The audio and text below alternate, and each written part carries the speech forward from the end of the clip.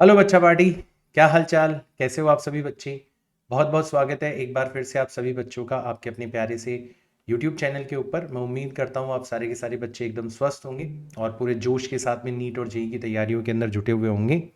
आज हम शुरू करने जा रहे हैं चैप्टर नंबर 9, ठोसों के यांत्रिक गुण। और सेशन की शुरुआत में सबसे पहले तो मैं जानना चाहूँगा कि क्या मेरी आवाज़ एकदम परफेक्ट आप सभी लोगों को सुनाई दे रही है। ठीक है, ये आपको चेक कर लेना है। और क्लास एकदम परफेक्ट दिखाई दे रही है, कहीं से कोई कॉर्नर वगैरह ऐसा ना हो जो कि आपको ना दिख रहा हो। तो आवाज़ और क्लास ये आप लोग चेक कर लो, लगे कोई दिक्कत है तो मैं आपके सारे कमेंट्स पढ़ता हूँ, आप कमेंट्स के अंदर मुझे बता सकते हो, मैं आपको improved version of class available करवा दूंगा। राइट, फिर ये हमारी वेबसाइट है www.physicsman.in। तो अगर आप YouTube पर इधर उधर बिखरे हुए मेरे लेक्चर्स देख रहे हो, ठीक है, तो वो अच्छे लगेंगे, समझ में आएगा, बट नीट और जेई के अंदर सिलेक्शन नहीं हो पाएगा। राइट, उसके लिए चाहिए सिस्टमेटिक और ऑर्गेनाइज्ड वे के अंदर पूरा का पूरा कंटेंट मेरा आप लोगों के पास में हो और आप उससे पढ़ाई करो। राइट, तो हमारी इस वेबसाइट को अगर आप विजिट करोगे तो यहाँ पर आपको हिंदी माध्यम के विद्यार्थियों के लिए एक कोर्स मिलेगा, मिरेकल सीरीज। इस कोर्स के अंदर आपको मेरे सारे के सारे लेक्चर्स, उनकी पीडीएफ, सारे के सारे न्यूमेरिकल प्रैक्टिस सेशंस और उनकी पीडीएफ अवेलेबल हो जाएगी। राइट, तो ये जो कोर्स है इसमें हर चैप्टर का आपको सबसे पहले तो वन शॉट मिलता है। ठीक है, और ये जो वन शॉट होता है ये भी इतना यूनिक होता है कि इसके अंदर हमेशा 2 घंटे से भी कम समय लगता है। मतलब आप एवरेज बच्चे हो, बिलो एवरेज बच्चे हो, कोई घबराने की आवश्यकता नहीं है, सिर्फ 2 घंटे मेरे साथ में पढ़ाई करनी है, आपका चैप्टर पूरा हो जाएगा। और फिर उसके बाद में होते हैं न्यूमेरिकल प्रैक्टिस सेशंस। तो आगे का काम फिर स्वतः ही हो जाएगा, आप अपने आप ही न्यूमेरिकल्स करना चाहोगे मेरे साथ में, इतना तो मैं आपको आत्मविश्वास से भर ही दूंगा। तो ये दिखने में बड़ा सिंपल है लेकिन बहुत ही पावरफुल मेथड है। सर पावरफुल कैसे हो गया? क्योंकि आप सिर्फ 45 दिनों के अंदर, मात्र 45 डेज के अंदर अपना पूरा का पूरा सिलेबस कंप्लीट कर सकते हो इस कोर्स के अंदर। राइट, और वो भी ऐसे ही नहीं, मतलब आप गिनने बैठोगे तो आप देखोगे लगभग मैंने 1200 से 1500 क्वेश्चंस आप लोगों को सॉल्व करवाए खुद से, मेरे साथ में आप प्रैक्टिस करोगे इतने क्वेश्चंस। राइट, सो ये है इसकी पावर। तो इसलिए मैं कह रहा हूं कि आपको इस कोर्स को ज्वाइन करना है और इस कोर्स के द्वारा आपको पढ़ाई करनी है। अभी आप कमेंट्स के अंदर टाइप कर सकते हो #फिजिक्समैन। अगर आप मेरे इस कोर्स बनाने की जर्नी को सपोर्ट करते हो, हमारे इस चैनल को सपोर्ट करते हो, तो एक बार जरूर टाइप करना #फिजिक्समैन कमेंट्स के अंदर। राइट, शुरू करें चैप्टर नंबर 9। तो इसकी शुरुआत होती है ठोसों की अंतर आणविक संरचना। हम यहां पर ठोस के ऊपर बल लगाएंगे, इस प्रकार से बल लगाएंगे कि हम उसमें गति ना होने दें। मतलब बलों का योग जो होगा वो हमेशा 0 होगा, पहली चीज। तो सर गति नहीं होगी तो फिर बल लगाने का फायदा क्या? हम यहां पर कोई दूसरी चीज जानना चाहते हैं। हम ये जानना चाहते हैं कि बल लगाने पर ठोसों का जो आकार है वो कितना बदलता है, कैसे बदलता है। तो ठोसों के अंदर जो अणु होते हैं या परमाणु होते हैं वो एक सुपरिभाषित संरचना के अंदर जमे होते हैं, जिसको जालक संरचना कहते हैं, लैटिस स्ट्रक्चर कहते हैं। हर दो अणुओं के बीच में या परमाणुओं के बीच में आपको बहुत ही प्रबल बल नजर आता है, और ये जो बल है ये स्प्रिंग बल की तरह कार्य करता है।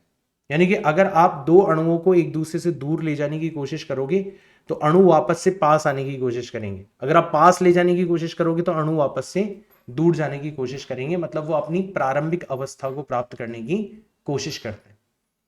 तो क्योंकि अंतर आणविक स्तर पर जो ठोसों का व्यवहार है वो स्प्रिंग से मिलता जुलता है, इसीलिए हम लोग ठोसों की अंतर आणविक संरचना को स्प्रिंग ब्लॉक मॉडल के द्वारा शो कर सकते हैं। राइट, तो स्प्रिंग ब्लॉक मॉडल कैसा दिखाई देता है? ऐसा दिखाई देता है आपका स्प्रिंग ब्लॉक मॉडल। ठीक है, आप देख रहे हो हर अणु, जैसे ये एक अणु हो गया, ये एक अणु हो गया, इनके बीच में जैसे स्प्रिंग बंदी, असली में स्प्रिंग नहीं बंदी होती बट व्यवहार स्प्रिंग जैसा होता है। और इनके बीच की जो अंतर आणविक दूरी है R0, ये हमेशा नियत बने रहने का प्रयास करती है। अगर आप अणुओं को दूर ले जाओगे तो ये R0 दूरी पर वापस से आने का प्रयास करेंगे, अगर पास ले जाओगे तो वापस से R0 दूरी पर आने का प्रयास करेंगे। राइट, इसीलिए आप दो अणुओं की जो परिस्थिति है, उनकी जो स्थितिज ऊर्जा है, उसको भी एक ग्राफ के माध्यम से यहां पर प्रदर्शित कर सकते हो। और ये ग्राफ आपको बता देगा कि क्यों ठोसों की जो संरचना है वो फिक्स होती है, राइट। तो ये जो ग्राफ है ये आपको कैसा दिखाई देता है, तो मैं आपके सामने एक बार ग्राफ ले आता हूं, ठीक है। और ये जो ग्राफ है ये आपको कुछ इस प्रकार का नजर आता है, ऐसा कुछ नजर आता है आपको, ठीक है। तो इस ग्राफ के अंदर आप देख सकते हो कि सर एक तरफ हमने प्रदर्शित किया है दूरी को, ठीक है, और एक तरफ हमने प्रदर्शित किया है स्थितिज ऊर्जा को। हम देख रहे हैं कि ये R बराबर R0 दूरी जो है यहां पर स्थितिज ऊर्जा न्यूनतम है।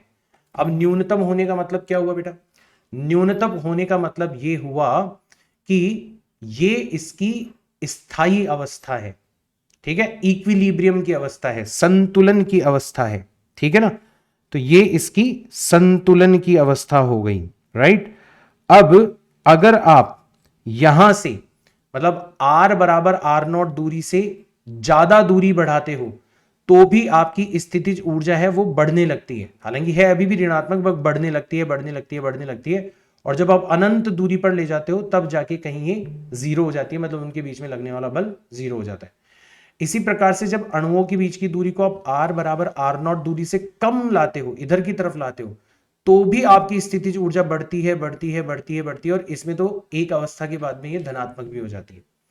यानी कि न्यूनतम स्थितिज ऊर्जा कहां पर होगी? R बराबर R0 दूरी पर, यानी कि अणु इस दूरी पर एक दूसरे से बने रहने का प्रयास करते हैं। तो ये होती है ठोसों की अंतर आणविक संरचना, ठीक है। तो यहां से हमारे इस चैप्टर की शुरुआत होती है कि सर अब हमें मोटे मोटे तौर पर समझ में आ गया कि अगर हम ठोसों के आकार को और आकृति को बदलने का प्रयास करेंगे तो क्यों वे अपने आकार और आकृति को पुनः प्राप्त करने की कोशिश करते हैं, ये हमें समझ में आ गया। और इसी गुण को कहा जाता है प्रत्यास्थता, इसी को कहा जाता है इलास्टिसिटी, ठीक है।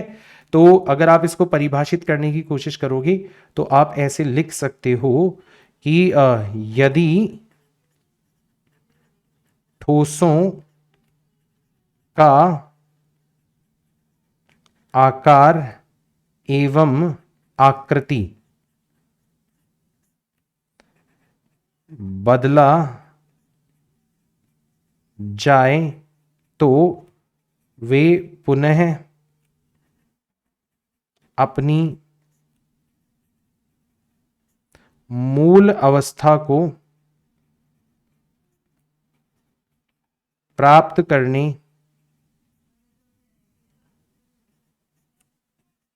की कोशिश या प्राप्त करने का प्रयास करते हैं,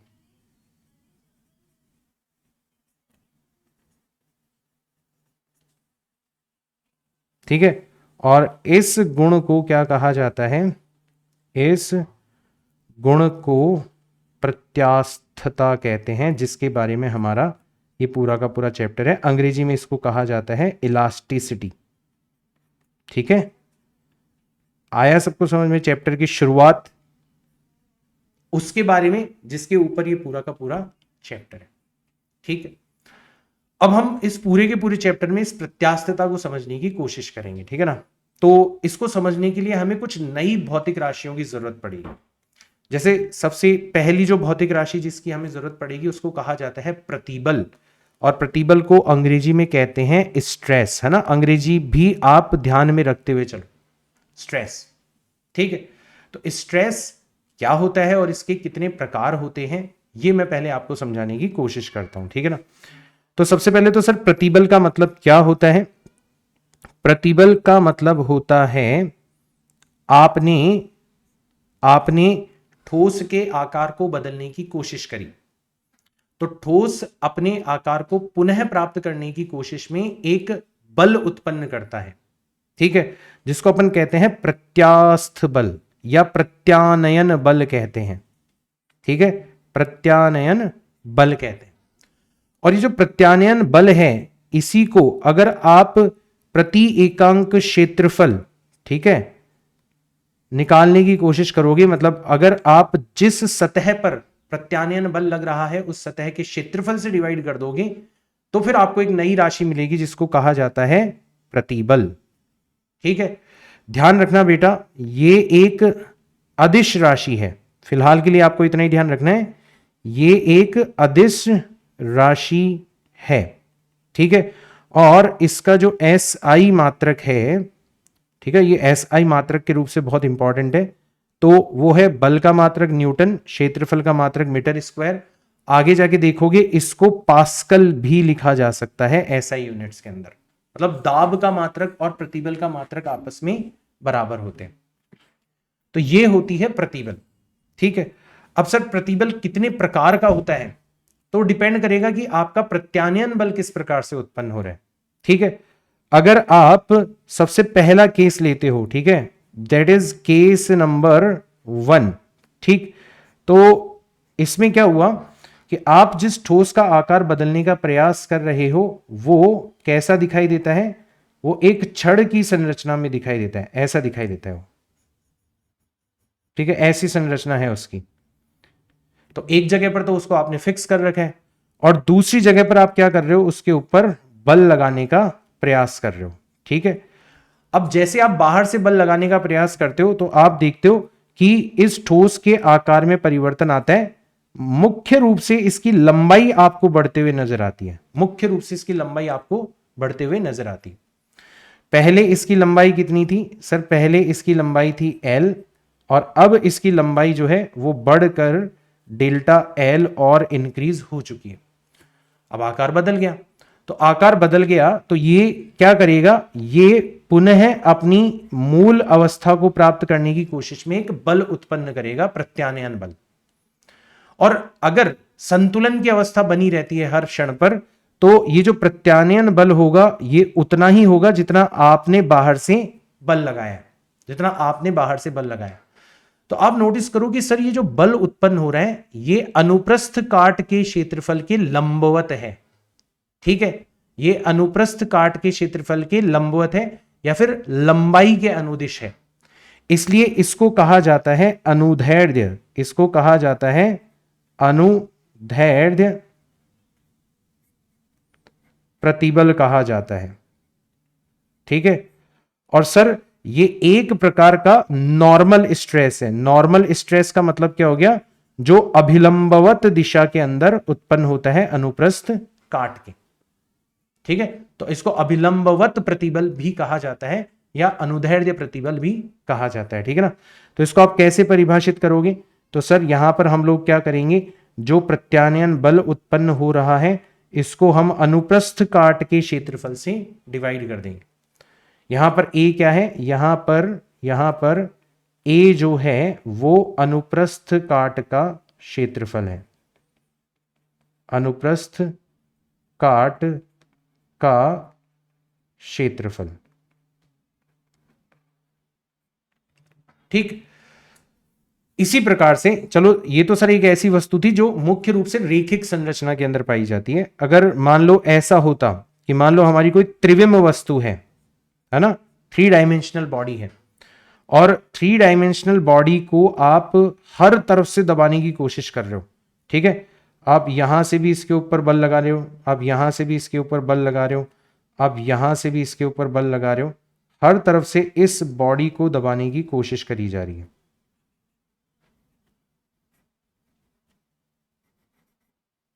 ठीक।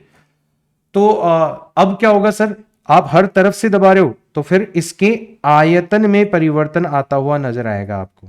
ये इस प्रकार से आयतन जो है वो छोटा हो जाएगा और जैसे आयतन में परिवर्तन आएगा तो अब ये पुनः अपनी प्रारंभिक मूल अवस्था को पाने की कोशिश करेगा इस प्रकार से, ठीक है। और आपको एक प्रत्यानयन बल हर बिंदु पर उत्पन्न होता हुआ नजर आएगा और सतह के लंबवत होगा, मतलब ये भी नॉर्मल स्ट्रेस ही है, ठीक है। इस प्रकार का प्रत्यानयन बल आपका यहां पर उत्पन्न होगा। तो इसको अपन कहते हैं आयतन प्रतिबल। क्या कहा जाता है, वॉल्यूम स्ट्रेस या आयतन प्रतिबल कहा जाता है। अंग्रेजी में इसको कहते हैं अपन वॉल्यूम स्ट्रेस। और ये भी एक प्रकार का नॉर्मल स्ट्रेस ही है, ये भी अभिलंबवत दिशा के अंदर ही उत्पन्न हो रहा है, तो ये भी एक प्रकार का नॉर्मल स्ट्रेस ही है। इसका एक और अंग्रेजी का जो नाम है वो है वॉल्यूम स्ट्रेस, ठीक है, और इसका अंग्रेजी में नाम है लॉन्गिट्यूडनल स्ट्रेस।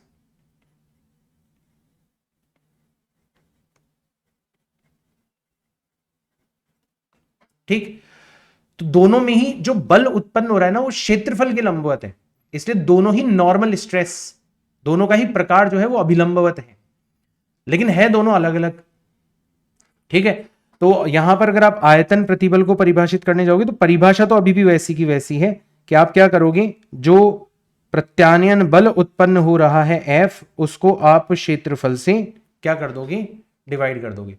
यानी कि एक प्रकार से ये खुद किसके बराबर हो जाता है बेटा, ये खुद दाब के बराबर हो जाता है कि बाहर से इसके ऊपर कितना दाब लगाया जा रहा है। दाब का मतलब यही होता है, ठीक है ना। तो ये आपका दूसरा केस हो गया, आयतन प्रतिबल वाला केस, ठीक है ना। और अब मैं एक तीसरे केस के बारे में और बात करना चाहूंगा, वो थोड़ा सा अलग है, ठीक है, वो थोड़ा सा अलग है। तो ये हो जाएगा आपका केस नंबर 3, और इसके अंदर थोड़ी सी आपको अलग चीज उत्पन्न होते हुए नजर आएगी कि जैसे मान लो इसके अंदर कोई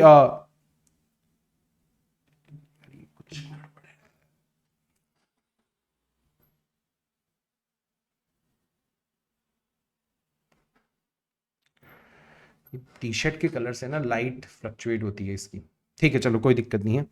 तो सर केस नंबर 3 में क्या होगा कि अब हमने एक वस्तु ली है इस प्रकार से, ठीक है, और इस वस्तु को हमने नीचे से तो कर दिया फिक्स, नीचे से हमने इसको क्या कर दिया, फिक्स कर दिया। अब सर हम क्या कर रहे हैं, इसका जो ये ऊपर वाला अनुप्रस्थ काट का क्षेत्रफल है, ठीक है, ये जो क्षेत्रफल है इसको हम खिसकाने की कोशिश करते हैं। मतलब हम अब की बार जो बल लगाते हैं बाहर से वो स्पर्श रेखीय दिशा के अंदर लगा रहे हैं। तो स्पर्श रेखीय दिशा में लगाने की वजह से क्या होता है कि ये आपको इस प्रकार से पूरा का पूरा अनुप्रस्थ काट का जो क्षेत्रफल है वो आगे खिसकता हुआ नजर आता है, इस तरीके से, इस तरीके से, ठीक है। और ये डेल्टा एक्स यहां पर जो विस्थापन हुआ है ये स्पर्श रेखीय दिशा के अंदर हुआ है, ठीक है।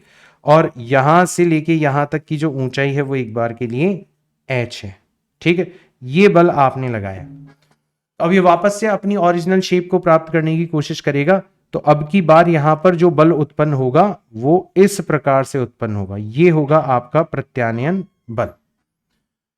तो यहां पर जो बल उत्पन्न हो रहा है वो अनुप्रस्थ काट के क्षेत्रफल के स्पर्श रेखीय दिशा में है, ठीक है।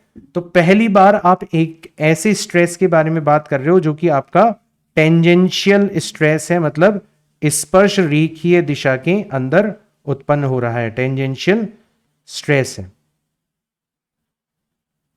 ठीक है, स्पर्श रेखीय प्रतिबल है पहली बार, ठीक है। और इसको कहा जाता है शीयर स्ट्रेस। शीयर को अंग्रेजी में हिंदी में क्या बोलते हैं देखना पड़ेगा, एक मिनट को पहले मैं लिख देता हूं। तो इसको कहा जाता है शीयर या अपरूपण प्रतिबल बोला जाता है इसको, जहां तक है ना, अपरूपण प्रतिबल बोला जाता है।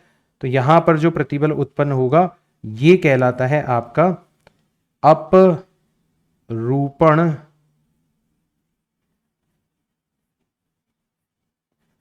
प्रतिबल, ये कहलाता है अपरूपण प्रतिबल। इसको अंग्रेजी में कहा जाता है शीयर स्ट्रेस,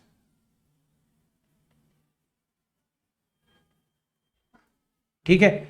और इसको भी परिभाषित कैसे करते हैं, तो इसकी भी परिभाषा जो है वो कुछ इसी प्रकार से होती है कि सर कितना प्रत्यानयन बल उत्पन्न हुआ और जिस क्षेत्रफल के स्पर्श रेखीय दिशा में उत्पन्न हुआ है उसका क्षेत्रफल।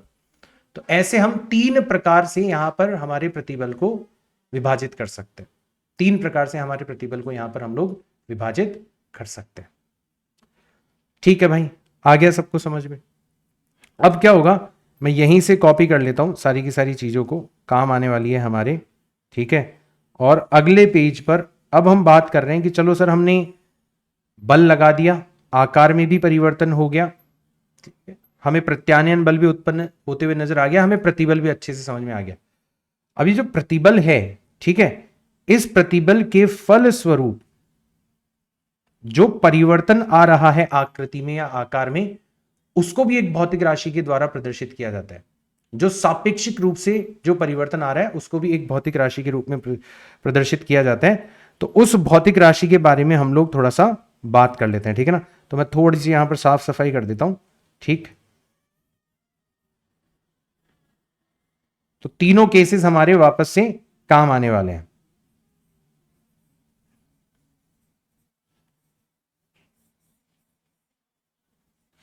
तीनों केसेस हमारे वापस से काम आने वाले हैं। तो अब की बार कितना आकार में और आकृति में परिवर्तन आ रहा है उसको हम परिभाषित करेंगे एक नई भौतिक राशि के द्वारा, जिसको कहा जाता है विकृति। और विकृति को अंग्रेजी में कहते हैं स्ट्रेन। क्या कहते हैं? स्ट्रेन। स्ट्रेन को कैसे परिभाषित किया जाता है?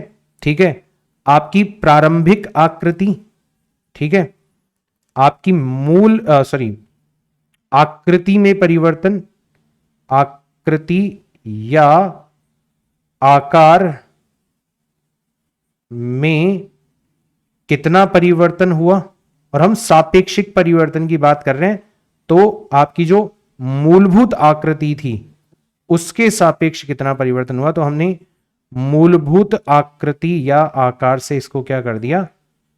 विभाजित कर दिया, ठीक है। इस प्रकार से हमने इसको विभाजित कर दिया और एक अनुपात के रूप में हम लोगों ने इसको परिभाषित किया, क्योंकि दोनों ही तरफ आकार है, आकार में परिवर्तन और नीचे भी आकार है, मतलब हम समान भौतिक राशियों का अनुपात ले रहे हैं।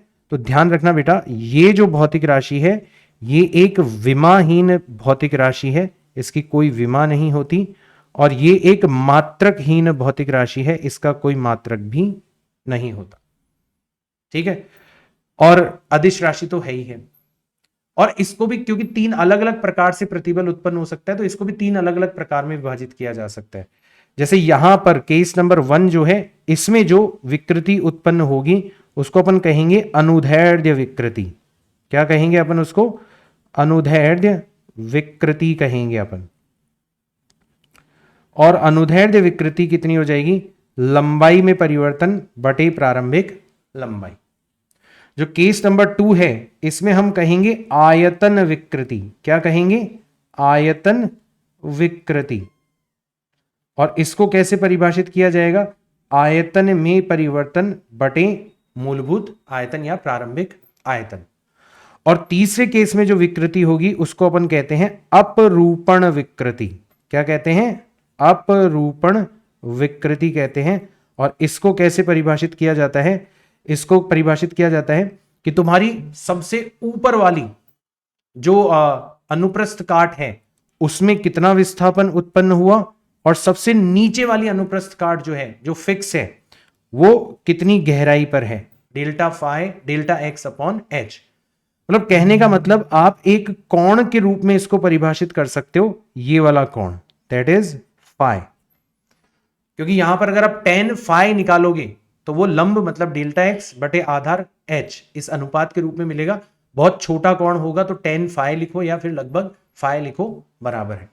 तो ऐसे आप तीनों प्रकार की विकृतियों को यहां पर परिभाषित कर सकते हो। भाई आ रहा है सबको समझ में? आ रहा है सबको समझ में? मैं एक बार देख लेता हूं यार, हिंदी में इसको यही बोलते ना, अपरूपण विकृति ही बोलते ना। ये मैं एक बार चेक कर लेता हूँ, हिंदी की किताब रखी हुई है भाई साहब। अपरूपण विकृति तो मुझे मिल गया एक शब्द, है ना। और अपरूपण प्रतिबल भी मिल गया मुझे एक शब्द। सही है भाई, हम आयतन प्रतिबल अपरूपण, सही है भाई, ठीक है। ये बहुत कठिन शब्द है यार, इसलिए याद नहीं रहते। मतलब ऐसा नहीं है कि मैंने ये सब हिंदी मीडियम में ही पढ़ा है भाई, मैं तुम्हारी तरह हिंदी मीडियम का स्टूडेंट रहा हूँ, बट एक तो पढ़ाया नहीं है कभी हिंदी मीडियम के बच्चों को, तो एक तो गैप बहुत ज्यादा हो गया, प्लस ये शब्द बहुत कठिन है। जो आसान शब्द है वो तो मुझे याद रहते हैं, भले कितना भी टाइम हो गया हो। तो ये तीन प्रकार के हमारे प्रतिबल और विकृति हम लोग यहाँ पर परिभाषित कर सकते हैं। चलो सर, बहुत बढ़िया। थोड़ा थोड़ा नई भौतिक राशियों से हम लोग कंफर्टेबल होते जा रहे हैं। अब अपन बात करते हैं कि सर कोई नियम है क्या? मतलब कोई ऐसा नियम है यहाँ पर कि हम कितना विकृति उत्पन्न करेंगे, मतलब कितना आकार परिवर्तन करेंगे तो कितनी मात्रा में प्रतिबल उत्पन्न होगा, ऐसा कोई कोई नियम है मतलब जो इन दोनों को आपस में रिलेट करता है? तो देखो वैसे तो नहीं है, ठीक है, लेकिन कुछ पदार्थों के लिए आदर्श अवस्था में एक पैटर्न आपको जरूर मिलता है जिसको हुक का नियम कहते हैं।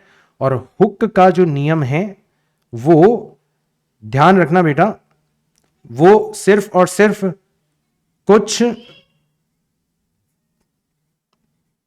पदार्थों के ऊपर ही लागू होता है, ठीक है, ठीक है, एवं एक सीमित परास में ही लागू होता है, एक सीमित परास में ही लागू होता है। मतलब हर पदार्थ के लिए हुक का नियम कार्य नहीं करता, और जिन पदार्थों के लिए करता है उनके लिए भी एक सीमित परास में काम करता है, ठीक है, मतलब कोई ऐसा बहुत मतलब प्रकृति का नियम नहीं है, ठीक है, ये कुछ पदार्थों के लिए एक सीमित परास में काम करने वाला नियम है। नियम बड़ा आसान है। नियम क्या कहते हैं कि जो प्रतिबल उत्पन्न होगा पदार्थों का आकार परिवर्तित करने पर, भाई आप किसी ठोस का आकार परिवर्तित करोगे तो उसमें प्रतिबल उत्पन्न होगा। तो ये जो प्रतिबल है, क्योंकि हमने देखा था मूलभूत रूप से ठोस क्या है, स्प्रिंग, तो स्प्रिंग में कितना प्रत्यानयन बल उत्पन्न होता है, जितना तुम उसको खींचते हो या जितना तुम उसको दबाते हो। तो यहां पर भी वही वाली बात है कि सर ठोसों में जो प्रतिबल उत्पन्न होगा वो विकृति के समानुपाती हो जाता है, विकृति के समानुपाती हो जाता है। और सर इनका जो समानुपाती नियतांक है, ठीक है, इनका जो समानुपाती नियतांक है, समानुपाती नियतांक का मतलब होता है प्रतिबल और विकृति, इन दोनों का अनुपात। तुम जितनी मात्रा में विकृति बढ़ाओगे उतनी मात्रा में प्रतिबल बढ़ जाएगा, तो दोनों का अनुपात हमेशा फिक्स रहेगा। इस अनुपात को ही हम लोग प्रत्यास्थता गुणांक कहते हैं। इस अनुपात को ही हम लोग क्या कहते हैं? प्रत्यास्थता गुणांक कहते हैं। अंग्रेजी में बोला जाता है इसको modulus of elasticity, modulus of elasticity कहा जाता है, ठीक है। याद रखना जो प्रत्यास्थता गुणांक होता है, क्योंकि आप प्रतिबल से विकृति को विभाजित कर रहे हो, तो सर विकृति की तो कोई विमा और मात्रक होते नहीं है, तो सर प्रत्यास्थता गुणांक का जो SI मात्रक होता है, भले कोई सा भी प्रत्यास्थता गुणांक हो, वो न्यूटन प्रति मीटर स्क्वायर या पास्कल ही होता है। और इसका विमीय सूत्र जो होता है वो भी प्रतिबल के बराबर ही होता है। प्रतिबल मतलब दाब, और दाब का विमीय सूत्र हो जाता है m1, ठीक है, L-1 T-2। तो प्रत्यास्थता गुणांक कह लो, दाब कह लो, प्रतिबल कह लो, ऊर्जा घनत्व कह लो, ये सब मैंने आपको बताया था ना विमा वाले चैप्टर में। इन सब का SI मात्रक और इन सब का विमीय सूत्र एक समान होता है, ठीक है। और सर अगर हम इसको ग्राफ के अंदर प्रदर्शित करना चाहें तो एक तरफ हम लोग प्रदर्शित कर रहे हैं प्रतिबल को, ठीक है, और एक तरफ हम लोग प्रदर्शित कर रहे हैं विकृति को। तो याद रखना, क्योंकि दोनों एक दूसरे के समानुपाती हैं, इसका मतलब दोनों के बीच का जो ग्राफ है वो 0 से स्टार्ट होगा और आपको एक सरल रेखा के रूप में यहां पर ग्राफ मिलेगा। और जो ढाल है, जो ढाल है मतलब जो tan ऑफ थीटा है, यही किसको प्रदर्शित करेगी? यही आपके प्रत्यास्थता गुणांक को प्रदर्शित करेगी, क्योंकि ढाल का मतलब होता है y अक्ष पर राशि डिवाइडेड बाय x अक्ष पर राशि। सरल रेखा की ढाल का मतलब ये होता है, मतलब प्रतिबल बटा विकृति। तो जो ढाल है वो प्रत्यास्थता गुणांक को यहां पर प्रदर्शित करते हुए नजर आएगी। तो ये कहलाता है आपका हुक का नियम, ठीक है। अब जैसे मान लो हमने कोई धातु ली, कॉपर ले सकते हैं, एल्यूमिनियम ले सकते हैं, ठीक है ना, उनका एक तार बना लिया हम लोगों ने, ठीक है ना। तो हमने उस तार के ऊपर एक्सपेरिमेंट करा, हमने उस तार के ऊपर भार बढ़ाया, तो भार बढ़ाने से उसका जो दीर्घीकरण बोलते हैं, इलोंगेशन, वो हुआ, ठीक है। तो हमने नोट किया कि जो व्यवहार है प्रतिबल और विकृति का आपस में वो कैसा नजर आता है। तो एक प्रैक्टिकल ग्राफ मैं आप लोगों को बताता हूं धातु के तार के लिए कैसा दिखाई देता है, ठीक है ना। तो कुछ ऐसा आपको ग्राफ दिखाई देता है। आप देखते हो कि एक सीमित परास के अंदर आपका जो ग्राफ है वो बिल्कुल स्ट्रेट लाइन है, बिल्कुल स्ट्रेट लाइन। ओ से लेके ए तक आपका जो ग्राफ है वो स्ट्रेट लाइन है, मतलब हुक के नियम का पालन हो रहा है, ठीक है। मतलब प्रतिबल और विकृति परफेक्टली एक दूसरे के समानुपाती है, ठीक। तो ये चीज, ये जो बिंदु ओ है ना, यहां पर जो हमने बाहर से लोड लगाया है या जो विकृति उत्पन्न करी है उसको अपन बोलते हैं समानुपाती सीमा, प्रोपोर्शनैलिटी लिमिट बोलते हैं अपन उसको, ठीक है ना। फिर उसके बाद में क्या हुआ, उसके बाद में सर हमने तो और ज्यादा भार बढ़ा दिया, मतलब हमने तो और ज्यादा विकृति उत्पन्न कर दी। तो अब आप देखोगे कि अब विकृति जो है वो ज्यादा मात्रा में उत्पन्न हो रही है, ग्राफ आपका झुक गया थोड़ा सा, बट प्रतिबल जो है वो अब उतनी मात्रा में नहीं बढ़ पा रहा। मतलब अब आपका जो ग्राफ है वो मुड़ता जा रहा है, वो धीरे धीरे धीरे धीरे झुकता जा रहा है विकृति की ओर, ठीक है। तो मतलब समानुपाती सीमा समाप्त हो चुकी है, बट प्रत्यास्थ सीमा अभी भी है। इसको यील्ड पॉइंट बोलते हैं अंग्रेजी में, हिंदी में बोला जाता है प्राप्त बिंदु। तो ये जो बिंदु है ना बी, यहां तक प्रत्यास्थ सीमा होने का मतलब क्या हुआ कि सर अभी भी प्रत्यास्थता का गुण तो है, मतलब अगर अभी भी आप भार हटा लोगे तो वापस से जो तार है वो अपनी मूलभूत आकृति को प्राप्त कर लेगा। वापस से जैसे जैसे विकृति घटती जाएगी प्रतिबल भी घटता जाएगा और वापस से तुम अपने मूलभूत बिंदु के ऊपर आ जाओगे, ठीक है। तो ये जो बिंदु बी है ये कौन सी सीमा हो गई, हमारी प्रत्यास्थता की सीमा हो गई। मान लो सर हम तो यहां पे भी नहीं रुके, हमने तो और ज्यादा भार बढ़ा दिया, तो अब देखो ग्राफ और ज्यादा विकृति की ओर झुक गया, यानी कि अब आपकी जो प्रत्यास्थता है वो समाप्त हो चुकी है। समाप्त होने का मतलब यह है कि अब अगर आप भार हटा भी लोगे तो भी आपका जो तार है वो अपनी मूलभूत अवस्था को प्राप्त नहीं कर पाएगा। उसके अंदर कुछ परमानेंट डिफॉर्मेशन, कुछ परमानेंट विकृति उत्पन्न हो चुकी होगी, आप उसको अब दोबारा से चेंज नहीं कर सकते। तो अगर आप बिंदु सी पर जैसे लाते हो, है ना, भार बढ़ाते बिंदु सी पर आ गए और फिर आप भार हटा लेते हो, तो वापस से इस रास्ते को फॉलो करते करते ओ पर जाने की बजाय ग्राफ जो है वो इस रास्ते को फॉलो करते इस बिंदु पर आ जाएगा। मतलब आपने प्रतिबल शून्य कर दिया बट फिर भी कुछ विकृति आपकी शेष रह गई। इसको बोला जाता है शैथिल्य, प्रतिबल शैथिल्य बोला जाता है इसको, या प्रत्यास्थ शैथिल्य बोला जाता है, ठीक है ना। तो ये चीज भी आप लोगों को ध्यान रखनी है। फिर सर हम तो यहां पर भी नहीं रुके, हम तो और ज्यादा भार बढ़ाते जा रहे। तो जब प्रत्यास्थ सीमा खत्म हो जाती है तो इलास्टिसिटी खत्म हो गई, तो फिर प्लास्टिसिटी आ जाती है, मतलब प्लास्टिक व्यवहार जो है वो आने लगता है। और फिर होते एक बिंदु हमें मिलता है जिसको अपन बोलते हैं भंजन बिंदु, मतलब जहां पर आपका तार टूट जाता है, ठीक है। तो बिंदु ए जो है जहां पर हुक का नियम मान्य है, समानुपाती है प्रतिबल और विकृति, उसको समानुपाती सीमा कहते हैं। बिंदु बी जब तक प्रत्यास्थता मौजूद है उसको अपन प्रत्यास्थ सीमा कहते हैं। ओ से लेके बी तक के क्षेत्र को प्रत्यास्थ क्षेत्र कहते हैं और बी से लेके डी तक का जो क्षेत्र है उसको प्लास्टिक क्षेत्र कहते हैं। जिस पदार्थ के लिए प्लास्टिक क्षेत्र छोटा होता है, ठीक है, उसको भंगुर पदार्थ कहते हैं, ब्रिटल, भंगुर मतलब आसानी से टूटने वाले पदार्थ कहते हैं। और जिस पदार्थ के लिए प्लास्टिक क्षेत्र बड़ा होता है उसको तन्य या फिर टेंसाइल मटेरियल कहते हैं अंग्रेजी के अंदर, मतलब उनको खींचकर लंबे लंबे तार बनाए जा सकते हैं, वो टूटेंगे नहीं, ठीक है। और ओ से लेके ए तक की जो ढाल है वो यंग के प्रत्यास्थता गुणांक को प्रदर्शित करती है। तो ये एक प्रैक्टिकल ग्राफ आप लोगों के सामने है प्रतिबल और विकृति के बीच का। तो आपको समझ में आया ना, हुक का नियम हर कंडीशन में लागू नहीं होता, हुक का नियम सिर्फ और सिर्फ एक सीमा तक ही लागू होता है जिसको हम लोग समानुपाती सीमा कहते हैं। तो ये बहुत इंपॉर्टेंट है।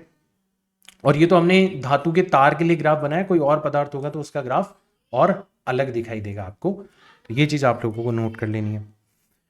अब सर अपन अलग अलग प्रत्यास्थता गुणांक की बात करते हैं। तो जैसे हम सबसे पहले यंग के प्रत्यास्थता गुणांक की बात करते हैं, तो यंग का प्रत्यास्थता गुणांक जो है वो कब उत्पन्न होता है या कब काम में आता है, जब आप अनुदैर्ध्य मतलब लॉन्गिट्यूडनल एक तार की लंबाई में परिवर्तन कर रहे हो। तो जब आप अनुदैर्ध्य प्रतिबल को अनुदैर्ध्य विकृति से विभाजित करते हो, ठीक है भाई, 3 प्रकार के प्रतिबल और 3 प्रकार की विकृति हम लोगों ने देखी थी ना, तो 3 प्रकार के ही प्रत्यास्थता गुणांक भी आपको नजर आएंगे, ठीक है ना। तो जो गुणांक आपको प्राप्त होता है उसको अपन यंग्स मॉड्यूलस या यंग का प्रत्यास्थता गुणांक कहते हैं, ठीक है भाई। अब यंग के प्रत्यास्थता गुणांक को आप ऐसे भी प्रदर्शित कर सकते हो कि जैसे सपोज करो ये एक हल्का तार है, मतलब इसके खुद के भार को हम लोग नगण्य मान सकते हैं, ठीक है। यहां पर हमने एक हुक लगाया और सर इस हुक पर हम लोग क्या लटका रहे हैं, एक भार लटका रहे हैं, ठीक है। तो ये भार mg हमने यहां पर लटका दिया, ठीक है। तो जितना हम भार लटका रहे हैं, ठीक है, उतना ही यहां पर प्रतिबल उत्पन्न हो रहा है। तो आप यंग के प्रत्यास्थता गुणांक को ऐसे लिख सकते हो, तो प्रतिबल तो हो जाएगा आपका mg बटा तार का अनुप्रस्थ काट का क्षेत्रफल है a, और विकृति हो जाएगी delta l divided bye l। भाई जब आप जैसे भार लटकाओगे ना, तो ये जो तार है ये कहां तक खिंच जाएगा, ये खिंचते खिंचते खिंचते खिंचते यहां तक आ जाएगा ऐसे, और इस प्रकार से आपको ये जो पदार्थ है यहां तक आता हुआ नजर आएगा, ठीक है। तो कितना परिवर्तन आया, तो यहां से लेके यहां तक जो परिवर्तन आया है ये हो गया आपकी दीर्घीकरण डेल्टा एल, और यहां से लेके यहां तक जो लंबाई थी ये थी आपकी प्रारंभिक या मूलभूत लंबाई एल। ए यहां पर अनुप्रस्थ काट का क्षेत्रफल है, तो अनुप्रस्थ काट के क्षेत्रफल को आप और ढंग से लिख सकते हो, तो ये हो जाएगा m into g into l divided by delta l multiplied by pi into जो भी त्रिज्या होगी उसका स्क्वायर। तो यहां पर एक चीज ध्यान रखना कि ये जो राशि है, ये जो राशि है इसको कहा जाता है लोड, इसको क्या कहा जाता है, लोड कहा जाता है, ठीक है। और ये जो राशि है जो लंबाई में परिवर्तन आया इसको कहा जाता है इलोंगेशन। क्या कहते हैं अपन, इलोंगेशन कहते हैं, या फिर हिंदी में कहा जाता है इसको दीर्घीकरण। क्या कहते हैं, दीर्घीकरण कहते हैं। तो ये चीज आप लोगों को ध्यान में रखनी है, ये कहलाता है आपका यंग का प्रत्यास्थता गुणांक, ठीक। अब आप भार और दीर्घीकरण के रूप में भी लिख सकते हो, आप ऐसे भी लिख सकते हो कि सर जो दीर्घीकरण होगा, मतलब जो सर लंबाई में परिवर्तन आएगा, दीर्घीकरण मतलब डेल्टा एल जो होगा वो किसके बराबर आ जाएगा। तो आप देखो दीर्घीकरण को एक तरफ ले जाते हैं और y को दूसरी तरफ ले आते हैं, तो ये हो जाएगा आपका भार गुणा या लोड गुणा लंबाई, ठीक है, लोड गुणा लंबाई बटे यंग का प्रत्यास्थता गुणांक multiplied by pi into r square, मतलब क्षेत्रफल या मोटाई, ठीक है। तो आप देख रहे हो कि मान लो आपने अब की बार जो ग्राफ बनाया वो प्रतिबल और विकृति के बीच का ग्राफ नहीं है, वो किस किस के बीच का ग्राफ है, एक तरफ आपने लिया है दीर्घीकरण डेल्टा एल, ठीक है, तो आपने एक तरफ तो लिया है इलोंगेशन को, ठीक है भाई, और एक तरफ आपने लिया है भार यानी कि लोड mg को आपने लिया है यहां पर, और आपसे पूछा गया है कि बताओ इनके बीच का ग्राफ कैसा होगा। तो मान लो कोई तार है, अब तार की लंबाई बदल नहीं सकते आप, y जो है वो भी फिक्स हो गया पाई आर स्क्वायर, तो दोनों के बीच का ग्राफ जो है अगर लंबाई और अनुप्रस्थ काट का क्षेत्रफल समान रहे तो दोनों के बीच का क्षेत्रफल जो है वो, दोनों के बीच का जो ग्राफ है वो आपको एक सरल रेखा, दोनों एक दूसरे के समानुपाती हो जाएंगे, तो ऐसा ग्राफ आपको मिलेगा, ठीक है। और जब ऐसा ग्राफ आपको मिलेगा तो यहां पर ध्यान रखना जो ढाल है, जो इस ग्राफ की ढाल है, मतलब जो टेन थीटा है वो किसके बराबर हो जाएगी, तो भार के अलावा बाकी सारी चीजें ले लो, तो ढाल लंबाई के तो समानुपाती हो जाएगी, ठीक है, यंग के प्रत्यास्थता गुणांक के व्युत्क्रमानुपाती हो जाएगी, और अनुप्रस्थ काट का क्षेत्रफल मतलब जो तार की मोटाई है उसके व्युत्क्रमानुपाती हो जाएगी। तो मान लो आप दो तार लेते हो, ये आपका पहला वाला तार है वायर नंबर 1 और सर ये आपका दूसरा वाला तार है, ये आपका दूसरा वाला तार है वायर नंबर 2। ठीक है, ऐसा कहा गया है कि ये दोनों तार जो हैं वो समान पदार्थ से बने हुए हैं और समान लंबाई वाले तार हैं। समान पदार्थ के बने हुए हैं और समान लंबाई वाले तार हैं। इसका मतलब समान पदार्थ के बने हुए हैं, इसका मतलब दोनों का यंग का प्रत्यास्थ गुणांक समान हो गया और दोनों की लंबाई भी क्वेश्चन के अंदर हमें क्या कह रखी है, समान दे रखी है। तो बताओ किस तार की मोटाई ज्यादा होगी? तो आपने देखा कि सर ढाल जो है ना वो मोटाई के व्युत्क्रमानुपाती है, मतलब जिसकी मोटाई ज्यादा होगी उसकी ढाल कम होनी चाहिए। ठीक है, तो हमने देखा कि सर यहां पर जो वायर नंबर 2 है इसकी जो ढाल है वो कम है किसकी तुलना में, वायर नंबर 1 की ढाल की तुलना में। पर वायर 2 के लिए छोटा कोण बन रहा है, वायर 1 के लिए बड़ा कोण बन रहा है।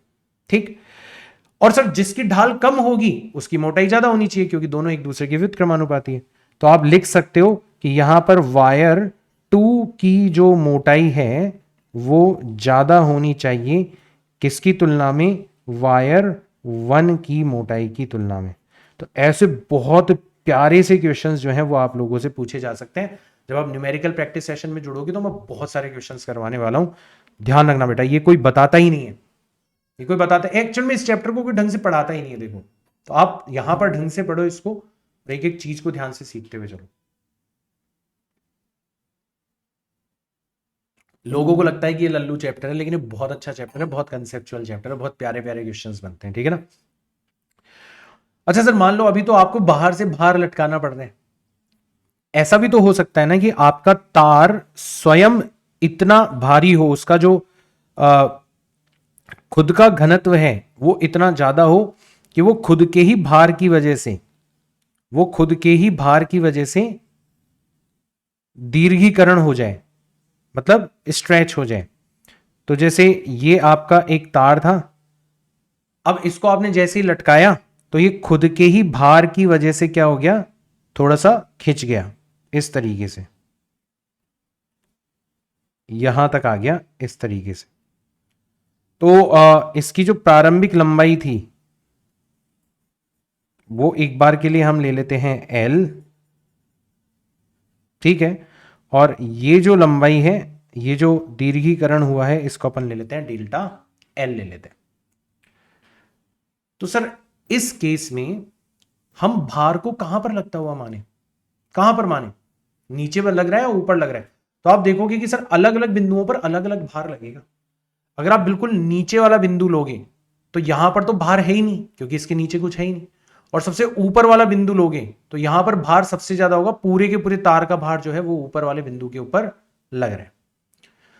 तो कहने का मतलब यह हो गया कि इस केस के अंदर आप अलग अलग बिंदुओं पर जब जाओगे तो आपको अलग अलग भार यहां पर कार्य करता हुआ नजर आएगा। तो आप औसत रूप से ऐसा मान सकते हो कि मध्य बिंदु जो है, जो द्रव्यमान केंद्र है, वहां पर आपका भार जो है वो कार्य कर रहा है। तो भार कहां पर कार्य कर रहा है बेटा, mg, खुद का भार कहां पर कार्य कर रहा है, मध्य बिंदु पर। मध्य बिंदु का मतलब है कि यहां से सर L डिवाइडेड बाय 2 दूरी पर यह भार कार्य कर रहा है। तो अभी अभी आपने देखा था कि सर जो दीर्घीकरण होगा, मतलब जो लंबाई में परिवर्तन आएगा, उसका फॉर्मूला क्या हुआ करता था, भार। तो भार हो गया यहां पर mg गुणा लंबाई, तो प्रभावी रूप से किस लंबाई पर कार्य कर रहा है ये, L डिवाइडेड बाय 2 लंबाई पर कार्य कर रहे हैं, डिवाइडेड बाय यंग का नियतांक गुणा अनुप्रस्थ काट का क्षेत्रफल। ठीक, और इसको आप लिखना चाहो तो आप इसको ऐसे लिख सकते हो, delta L is equal to, यहां पर स्मॉल l लिखो, मैंने स्मॉल l लिखा है, तो ये हो जाएगा half into m into g into l divided by a into y. अब नोटिस करो, अगर आप इस तार के घनत्व का मान रो रख देते थे, तो सर घनत्व का मतलब होता है द्रव्यमान प्रति एकांक आयतन। आयतन होता है अनुप्रस्थ काट का क्षेत्रफल गुणा लंबाई। तो ये जो m अपॉन ए एल है, उसकी जगह आप क्या रख सकते हो, घनत्व रख सकते हो। तो जैसे ही आप m अपॉन ए एल की जगह, ठीक है, घनत्व रखोगे, या फिर जैसे ही आप m की जगह क्या रखोगे सर, m की जगह हम रो इंटू ए इंटू एल रख सकते हैं। तो एक और सुंदर सा फॉर्मूला आ जाएगा हमारे पास में कि सर जो दीर्घीकरण होगा वो हो जाएगा हाफ, m की जगह हमने रख दिया रो इंटू अनुप्रस्थ काट का क्षेत्रफल इंटू एल, गुणा g पहले से रखा हुआ था, गुणा l पहले से रखा हुआ था, डिवाइडेड बाय अनुप्रस्थ काट का क्षेत्रफल गुणा y। तो अनुप्रस्थ काट के क्षेत्रफल से अनुप्रस्थ काट का क्षेत्रफल कट गया, तो अंत में डेल्टा एल का एक और फॉर्मूला आ जाएगा आपका half rho into g into l square divided by y. ये भी आप लोग ध्यान रख सकते हो। तो खुद के भार के कारण कितना दीर्घीकरण होता है, ये बहुत पॉपुलर क्वेश्चन है बेटा, डायरेक्ट फॉर्मूले के रूप में आप लोग ध्यान रख सकते हो। तो या तो आप ये वाला फॉर्मूला याद रख सकते हो अगर आपको द्रव्यमान दे रखा हो तो, या फिर आप ये वाला फॉर्मूला ध्यान रख सकते हो अगर आपको घनत्व दे रखा हो तो। ठीक है, अब एक मैं ऐसी चीज सिखाने जा रहा हूं जो कि एक ट्रिक की तरह कार्य करेगी कि तार में जो खिंचाव आ रहा है और स्प्रिंग में जो खिंचाव आता है उनकी आप तुलना कर सकते हो और फिर आप यूज कर सकते हो, राइट। तो सर स्प्रिंग में जो प्रत्यानयन बल उत्पन्न होता है, स्प्रिंग में जो प्रत्यानयन बल उत्पन्न होता है, तो स्प्रिंग के केस में तो होता है सर के गुणा जो भी आपने स्प्रिंग की लंबाई में परिवर्तन किया है, दैट इज डेल्टा एल। तो ये तो बात हो गई किसकी, ये तो बात हो गई सर स्प्रिंग की, ये तो बात हो गई स्प्रिंग की, ठीक है। और अगर सर हम एक तार की बात करें तो तार के केस में जो प्रत्यानयन बल होगा वो हम कैसे लिखेंगे, तो हम लिखेंगे दीर्घीकरण डेल्टा एल, ये किसके इक्वल हुआ करता था, एम जी एल बटा ए वाई, ठीक है। तो एम जी जो है, जो भार है, उतना ही प्रत्यानयन बल उत्पन्न हो रहा होगा, ठीक है। तो आप क्या करोगे, भार को एक तरफ रख के बाकी सारी चीजों को दूसरी तरफ ले जाओगे, तो यहां पर आ जाएगा ए अनुप्रस्थ काट का क्षेत्रफल y बटा लंबाई l, ठीक है। तो ये जो राशि है ये उस नियतांक की भांति कार्य करेगी, तो इतना इतना आपका यहां पर, तो ये हो जाएगा एक तार के लिए, एक प्रत्यास्थ तार के लिए। तो आप देख रहे हो कि जो काम स्प्रिंग के केस में के कर रहा है वो का वो काम आपको तार के केस में ए वाई अपॉन एल करता हुआ नजर आएगा। मतलब आप लिख सकते हो कि तार का तुल्य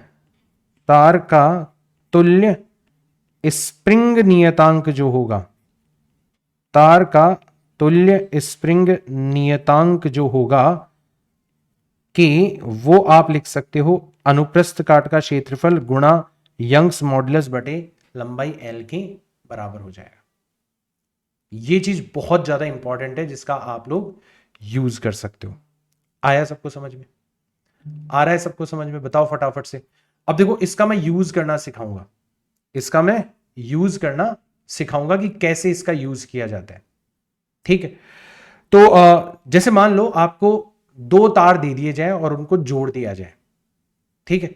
ये पहले तो एक बार डायग्राम देख लो भाई, स्प्रिंग से तुलना करने वाला जो डायग्राम है अपने पास पहले से बना हुआ है। तो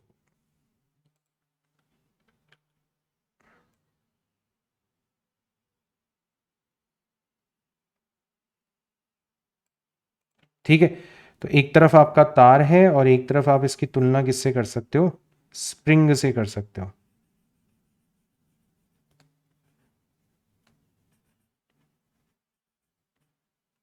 ठीक है, जिसका स्प्रिंग नियतांक k है। तो ये दोनों आपस में एक दूसरे की भांति कार्य करते हैं। तो एक तार किस स्प्रिंग के तुल्य कार्य करेगी जिसका स्प्रिंग नियतांक AY/L हो। ये आपको पता पड़ गया, मोटे मोटे तौर पर आपको बात पता चल गई। अब इसका यूज कहां पर करोगे? जैसे मान लो आपको तारों का संयोजन दे दिया जाए, ठीक है, आपको ऐसा कहा जाए कि दो तार हैं, ठीक है, और दोनों तार आपस में संयोजित है, ठीक है। ये वाला जो डायग्राम है मैं ला रहा हूं आप लोगों के सामने कि दो तार इस प्रकार से एक दूसरे से संयोजित है, ये देखो, ठीक है। तो ये आपका पहला वाला तार है सर, इसकी लंबाई L1 है और ये जिस पदार्थ से बना हुआ है उसका प्रत्यास्थता गुणांक Y1 है। सर दूसरा ग्रीन कलर वाला जो तार है इसकी लंबाई L2 है और ये जिस पदार्थ से बना हुआ है उसका प्रत्यास्थता गुणांक Y2 है। एक बार के लिए दोनों का एरिया जो है वो हम लोगों ने सेम ले लिया, ठीक है। अब आप लोगों से पूछा जाएगा कि बताओ इसका तुल्य यंग प्रत्यास्थता गुणांक कितना होगा। सवाल के अंदर पूछा जाएगा कि बताओ इस संयोजन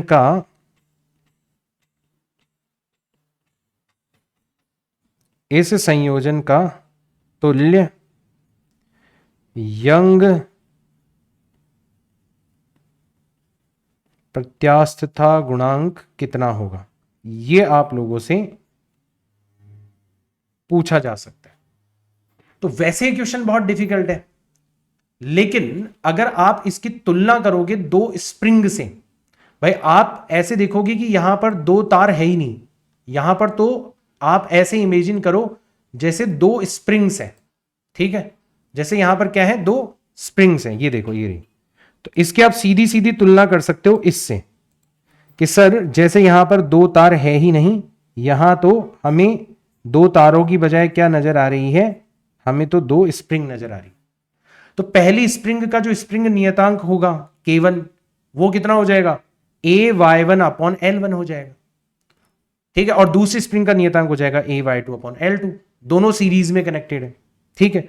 तो अगर आप यहां पे सबसे पहले निकालोगे कि भाई साहब ये दो स्प्रिंग्स हैं, इनका तुल्य स्प्रिंग नियतांक कितना होगा,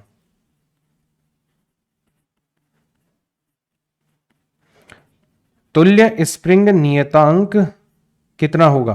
तो जब मैं आपको स्प्रिंग्स के बारे में डिटेल में बताऊंगा तब आपको ये फॉर्मूला कहां से आया वो भी बताऊंगा, बट अभी डायरेक्ट ध्यान रखना कि तब आप एक फॉर्मूला लगाते हो कि जो तुल्य स्प्रिंग नियतांक होता है 1/K इक्विवेलेंट, ठीक है, वो किसके इक्वल हो जाता है 1/K1 प्लस 1/K2 के इक्वल हो जाता है। अब जो तुल्य स्प्रिंग नियतांक है, ठीक है, उसको भी आप कैसे लिख सकते हो, जो आपका AY वाला फॉर्मूला है उसके रूप में लिख सकते हो। कैसे लिखोगे आप इसको, तो इसको आप ऐसे लिख सकते हो कि K equivalent is nothing but A गुणा अनुप्रस्थ काट का क्षेत्रफल यंग्स तुल्य यंग का प्रत्यास्थता गुणांक बटे कुल लंबाई कितनी हो जाएगी L1 प्लस L2 हो जाएगी। भाई जो आपका पूरा का पूरा तार बना, अब उसको आप एक ही तार मानोगे तो उसकी टोटल लंबाई कितनी हो जाएगी L1 प्लस L2। उसका यंग का प्रत्यास्थता गुणांक हमें निकालना है, जो तुल्य यंग का प्रत्यास्थता गुणांक होगा, और क्षेत्रफल उसका यही रहेगा। तो ये सारी की सारी वैल्यूज हम लोग रख देते हैं यहां पर।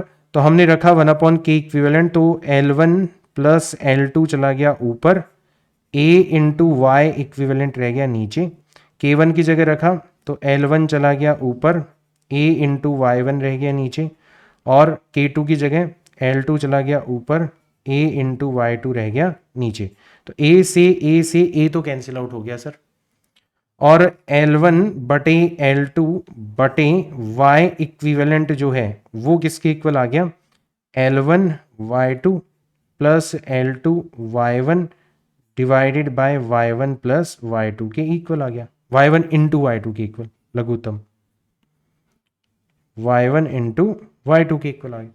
तो सर यहां से फिर हम लोग निकाल सकते हैं कि हमारा जो तुल्य यंग का प्रत्यास्थता गुणांक होगा वो हो जाएगा Y1 Y2 गुणा L1 प्लस L2, और नीचे आ जाएगा L1 गुणा Y2 प्लस L2 गुणा Y1। ये हो जाएगा आपका आंसर। ऐसे क्वेश्चंस को देखकर बच्चे घबरा जाते हैं।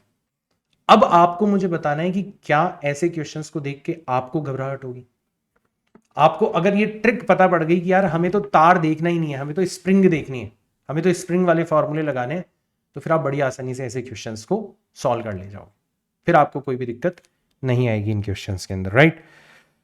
इसी तरीके से कि सर अब जब हम स्प्रिंग से तुलना ही कर रहे हैं, तो सर जब स्प्रिंग को खींचते हैं तो उसमें तो स्थितिज ऊर्जा आ जाती है, उसका भी फॉर्मूला हमें पता है, तो क्या यहां पे भी स्थितिज ऊर्जा आएगी?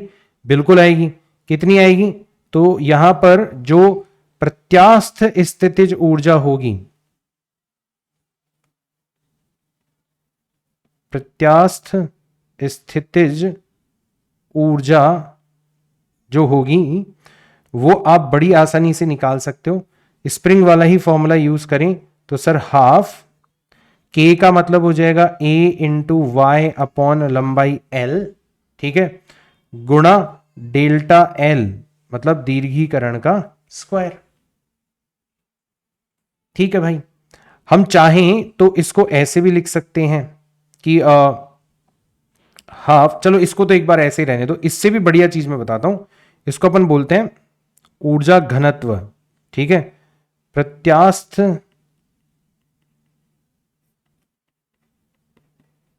स्थितिज ऊर्जा प्रति एकांक आयतन, इसको बोला जाता है ऊर्जा घनत्व, कि प्रति एकांक आयतन कितनी स्थितिज ऊर्जा मौजूद है। तो सर कैसे निकालेंगे? कितनी स्थितिज ऊर्जा मौजूद है? हाफ इंटू ए वाई अपॉन एल गुणा डेल्टा एल का स्क्वायर, इतनी तो ऊर्जा मौजूद है, बटे अब सर आयतन जो होता है वो होता है अनुप्रस्थ काट का क्षेत्रफल गुणा लंबाई। तो सर यहां पर ए से ए कट गया, एल और एल गुणा हो जाएंगे, तो ये कितना आ जाएगा? हाफ, ठीक है, वाई और अंदर रह जाएगा डेल्टा एल का भी स्क्वायर और एल का भी, तो दोनों को एक साथ लिख लेते हैं, दोनों का होल स्क्वायर। यानी कि हम इसको ऐसे लिख सकते हैं 1/2 गुणा वाई गुणा जो विकृति उत्पन्न होगी उसका स्क्वायर। सर यंग का प्रत्यास्थता गुणांक किसके बराबर होता है? प्रतिबल बटा विकृति के बराबर होता है, तो प्रतिबल बटा विकृति लिखेंगे तो विकृति से एक विकृति तो कट जाएगी, तो हाफ गुणा प्रतिबल गुणा विकृति। ये एक बहुत पावरफुल फॉर्मूला आप लोगों के पास में आ चुका है। इतनी स्थितिज ऊर्जा प्रति एकांक आयतन उपस्थित रहेगी, तो आप इसको ऐसे यूज करोगे कि पहले तो आप क्या करोगे, प्रतिबल को विकृति को गुणा करके उसको आधे से डिवाइड कर, मतलब उसका आधा कर लोगे, तो आपके पास में प्रति एकांक आयतन में कितनी स्थितिज ऊर्जा है वो आ गई। फिर आप उसको जो भी आयतन होगा उससे गुणा कर देना, तो आपके पास में कितनी स्थितिज ऊर्जा है उसकी भी मात्रा आ जाएगी। ये इसी तरीके से फॉर्मूला आप लोगों को यूज करना है, ये भी इंपॉर्टेंट है। जब आप मेरे साथ में क्वेश्चंस करोगे तब आप देखोगे इसके ऊपर भी अच्छे अच्छे क्वेश्चंस पूछे जाते हैं। बड़ा आपके लिए बहुत आसान हो गया क्योंकि आपने एक एक चीज एक एक स्टेप को अच्छे से समझा है। चलो सर, ये भी बहुत इंपॉर्टेंट है, तापीय प्रतिबल एवं विकृति। तो इसमें ना दो केस हैं, ठीक है। पहला केस तो क्या है कि सर हमने क्या करा कि जिस छड़ की हम बात कर रहे हैं, मान लो ये है हमारी कोई छड़, ठीक है, हमने इस छड़ को दोनों सिरों पर फिक्स कर रखा है, यहां पर भी हमने फिक्स कर रखा है और यहां पर भी हमने क्या कर रखा है, फिक्स कर रखा है, ऐसे, ठीक है। और सर अब हम क्या कर रहे हैं, इसको गर्म कर रहे हैं, अब हम इसको गर्म कर रहे हैं, ठीक है। तो हम इसको क्या कर रहे हैं, यहां पर गर्म करने की कोशिश कर रहे हैं,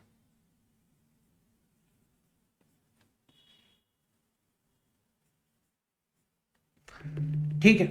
तो सर गर्म करेंगे तो इसका तापमान बढ़ेगा और तापमान बढ़ने पर वस्तुओं में प्रसार होता है, उनकी लंबाई बढ़ जाती है, प्राकृतिक रूप से उनकी लंबाई बढ़ जाती है, उनके अणुओं के बीच की दूरी बढ़ जाती है। तो सर यहां पर क्या हो रहा है कि आपने जैसे ही तापमान बढ़ाया, लंबाई बढ़ जानी चाहिए थी, प्राकृतिक रूप से जो लंबाई है वो बढ़ जानी चाहिए थी, बट आपने उसको बढ़ने नहीं दिया। मतलब जितनी प्राकृतिक रूप से लंबाई होनी चाहिए थी, आपने उससे कम लंबाई को मेंटेन करके रखा है, मतलब एक तरीके से आपने इस छड़ को दबा के रखा है। जब आप तापमान बढ़ाते हो इसका मतलब आपने इस छड़ को दबा के रखा हुआ है, यानी कि यहां पर भी सर एक प्रकार का प्रतिबल आपको उत्पन्न होते हुए नजर आएगा, राइट। तो इस केस में ध्यान रखना बेटा, इस केस में जो तापीय प्रतिबल उत्पन्न होगा, जो तापीय प्रतिबल उत्पन्न होगा वो कितना हो जाएगा? तो सर प्रतिबल का मतलब होता है यंग का प्रत्यास्थता गुणांक गुणा विकृति, और विकृति का मतलब क्या हो जाएगा बेटा? विकृति का मतलब हो जाएगा y गुणा लंबाई में परिवर्तन डेल्टा L डिवाइडेड बाय मूलभूत लंबाई L। और सर तापमान बढ़ाने से लंबाई में जो परिवर्तन आता है वो खुद किसके बराबर होता है? वो होता है प्रारंभिक लंबाई गुणा तापीय गुणांक गुणा तापमान में परिवर्तन, जिसको मैंने यहां पर डेल्टा थीटा लिखा है, बटे L। तो L से L कट गया तो कुल मिला के आ जाएगा y इंटू एल्फा गुणा तापमान में परिवर्तन। इतना आपका तापीय प्रतिबल आपको उत्पन्न होते हुए यहां पर नजर आएगा। सर अगर तापीय प्रतिबल ही हमसे पूछ लिया गया तो फिर तो हमसे तापीय बल जो दोनों सिरों पर उत्पन्न हो रहा होगा वो भी पूछा जा सकता है। तो सर प्रतिबल से बल निकालने के लिए अपन क्या करते हैं? अनुप्रस्थ काट के क्षेत्रफल से गुणा कर देते हैं। तो y गुणा a गुणा एल्फा गुणा डेल्टा थीटा, इतना बल हमारा यहां पर दोनों छड़ों के सिरों पर उत्पन्न, छड़ के दोनों सिरों पर उत्पन्न हो रहा होगा। ये सब तापमान की वजह से हो रहा है भाई, ठीक है। और इस चीज को मुझे ऊपर लिखना चाहिए था, इसको थोड़ा सा नीचे ले आता हूं।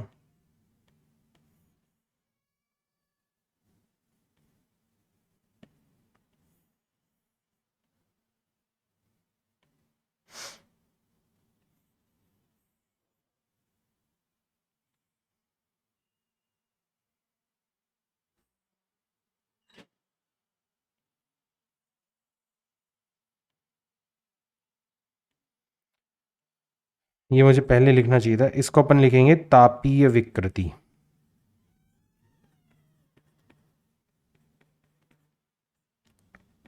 ठीक है, तो विकृति का मतलब होता है सर लंबाई में परिवर्तन बटा प्रारंभिक लंबाई। तो सर लंबाई में परिवर्तन कितना है? प्रारंभिक लंबाई गुणा तापीय गुणांक गुणा तापमान में परिवर्तन बटा लंबाई, L से L चला गया तो ये आ जाएगा आपका alpha multiplied by delta theta. तो अब आप डायरेक्ट ये लिख सकते हो, ये दोनों स्टेप्स आप हटा सकते हो क्योंकि हम ऑलरेडी विकृति अलग से निकाल चुके हैं। ठीक, तो इतना तापीय विकृति यहां पर उत्पन्न होगी, है ना, सिर्फ तापमान बढ़ाने की वजह से। ठीक है, इतना तापीय प्रतिबल यहां पर उत्पन्न होगा और इतना तापीय बल यहां पर उत्पन्न होगा सिर्फ तापमान बढ़ाने की वजह से। ठीक है, लेकिन अगर मान लो किसी भी एक सिरे पर मुक्त हो, ठीक है, यदि छड़ दोनों सिरों पर फिक्स्ड हो तब तो ऐसा होगा। लेकिन एक केस और बनेगा यहां पर, केस नंबर 2, यदि छड़ किसी भी एक सिरे पर मुक्त हो जाए,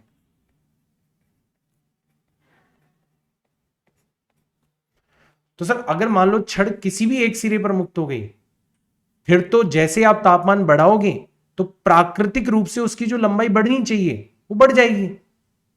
भाई अभी तो क्या हुआ कि प्राकृतिक रूप से उच्च तापमान पर जितनी लंबाई होनी चाहिए हमने उतनी होने ही नहीं दी, हमने तो दबा के रखा, तो तापीय विकृति उत्पन्न हुई, प्रतिबल उत्पन्न हुआ, तापीय बल उत्पन्न हुआ। लेकिन अगर मान लो दोनों सिरों में से किसी एक भी सिरे पर छड़ को आपने मुक्त कर दिया तो प्राकृतिक रूप से लंबाई बढ़नी चाहिए, बढ़ जाएगी। हमने कोई छेड़छाड़ करी नहीं प्राकृतिक रूप से जो होने वाली है उस चीज के अंदर। तो यहां पर किसी प्रकार की विकृति, किसी प्रकार का प्रतिबल, किसी प्रकार का बल उत्पन्न नहीं होगा, राइट। तो ये तीनों ही चीजें यहां पर कितनी हो जाएगी, 0 हो जाएगी। तापीय विकृति यहां पर 0 हो जाएगी, तो इसी को मैं कॉपी कर लेता हूं, ठीक है। तापीय विकृति यहां पर 0 हो जाएगी, तापीय प्रतिबल यहां पर 0 हो जाएगा, और तापीय बल यहां पर कितना हो जाएगा, 0 हो जाएगा। It is also very important, कई बार क्वेश्चंस के अंदर ये पूछा जा चुका है। अब सर ये जो लंबाई में परिवर्तन हुआ तापमान बढ़ाने के साथ साथ, तापीय प्रसार जिसको बोलते हैं, ये भी अपन पढ़ेंगे, चिंता मत करो, ठीक है ना। बट फिलहाल के लिए डायरेक्ट फॉर्मूला यूज कर सकते हो कि सर जो तापमान में परिवर्तन से लंबाई में परिवर्तन आता है वो प्रारंभिक लंबाई गुणा तापीय गुणांक, एल्फा यहां पर तापीय गुणांक है, ठीक है ना, गुणा तापमान में परिवर्तन, ठीक है ना। तो यहां पर एल्फा क्या है, ये आपका तापीय गुणांक है, ठीक है। और सर डेल्टा थीटा क्या है, ये तापमान में परिवर्तन है,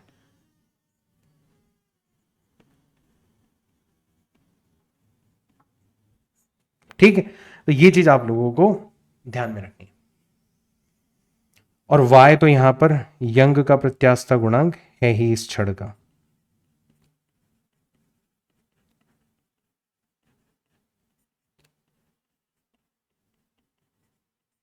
ठीक है भाई। तो ये चीज आप लोगों के लिए बहुत इंपॉर्टेंट होगी। चलो सर आयतन गुणांक के बारे में बात करते हैं।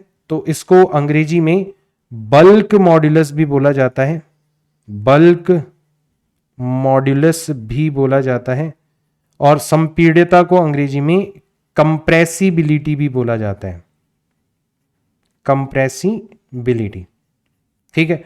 तो सर सबसे पहले तो बल्क मॉड्यूलस को हम लोग कैसे डिफाइन करते हैं, तो इसको बी से प्रदर्शित किया जाता है। सामान्यतया जब भी आप किसी वस्तु के ऊपर दाब लगाते हो तो उसके आयतन में कमी आ जाती है, ठीक है। तो जो आयतन विकृति होती है वो सामान्यतया ऋणात्मक होती है। तो आपने आयतन विकृति से विभाजित किया है अब की बार किसको, आयतन प्रतिबल को। भाई अनुपात तो वही लेना है आपको, प्रतिबल और विकृति का, बट अब की बार आप यहां पर किस प्रकार का प्रतिबल ले रहे हो, आयतन प्रतिबल। किससे डिवाइड कर रहे हो, आयतन विकृति से। तो आयतन प्रतिबल जो होता है वो तो होता है आपके दाब में परिवर्तन, यानी कि डेल्टा पी, कि सामान्य से आपने दाब कितना बढ़ा दिया, ठीक है। सामान्यतः आप दाब बढ़ाते हो, और सर दाब बढ़ाने पर, ठीक है, जो आयतन है वो कम हो जाता है। तो आयतन विकृति जो है वो होती है डेल्टा वी अपॉन वी, जो कि सामान्यतया ऋणात्मक होगी, आयतन कम होगा। तो जो मॉड्यूलस होता है वो हमेशा पॉजिटिव होता है। तो इसको पॉजिटिव बनाने के लिए हम लोग क्या करते हैं, ऋणात्मक चिन्ह लगाते हैं। पॉजिटिव बनाने के लिए हम लोग क्या करते हैं, यहां पर ऋणात्मक चिन्ह लगाते हैं। तो ध्यान रखना बेटा, यहां पर डेल्टा पी क्या है, दाब में वृद्धि है, कि सामान्य स्तर से आपने दाब में कितना वृद्धि करी है। और डेल्टा वी क्या है, यह है आपकी आयतन में कमी,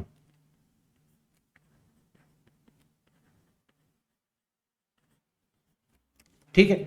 तो ये चीज आप लोगों को ध्यान में रखनी है। तो ये कहलाता है आपका बल्क मॉड्यूलस, ठीक है भाई, कोई दिक्कत नहीं है सर, यहां तक तो चीजें समझ में आ रही है। दूसरी चीज आपको बस इसके बारे में ये ध्यान में रख लेनी है कि जो कंप्रेसिबिलिटी होती है ना, जो संपीड्यता होती है, ठीक है, जो संपीड्यता होती है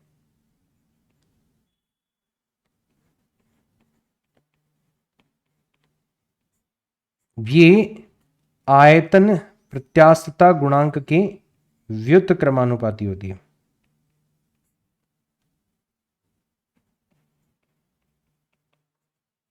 खत्म। मतलब कंप्रेसिबिलिटी को नॉर्मली के से रिप्रेजेंट किया जाता है, तो इट इज नॉट व्युत्क्रमानुपाती, डायरेक्ट इक्वली लिख लो, ये व्युत्क्रम के ही इक्वल होती है।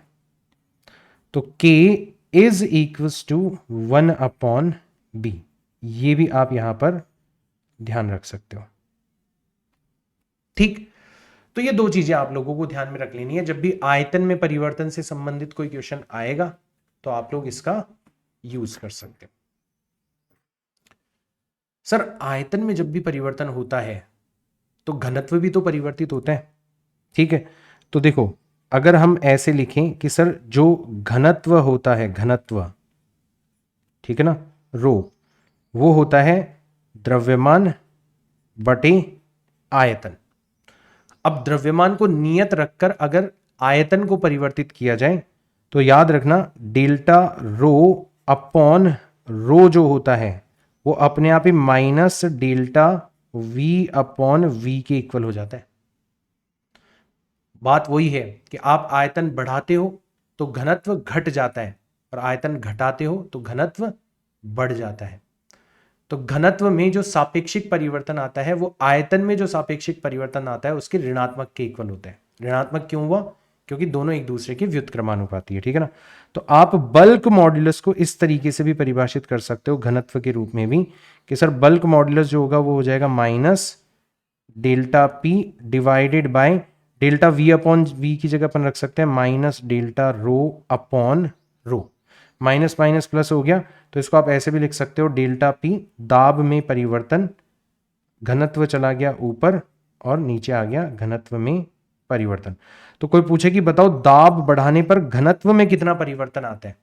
मान लो आपने दाब को बढ़ा दिया तो कितना परिवर्तन आता है, तो आप क्या करोगे ओरिजिनल घनत्व गुणा दाब में परिवर्तन बटे आयतन गुणांक। इस फॉर्मूले का आप लोग क्या कर सकते हो, यूज कर सकते हो। इतना परिवर्तन आ जाता है सर घनत्व के अंदर।